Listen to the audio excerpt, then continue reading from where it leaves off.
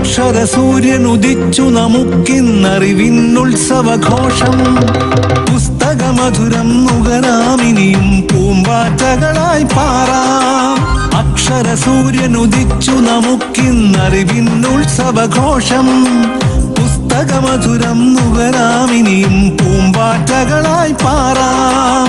കളിച്ചിരി നിറയും തിരുമുറ്റങ്ങളിലാടിപ്പാടി രസിക്കാം.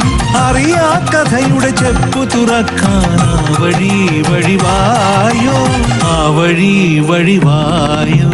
അക്ഷരസൂര്യൻ ഉദിച്ചു നമുക്കിന്നറിവിന്നുത്സവഘോഷം.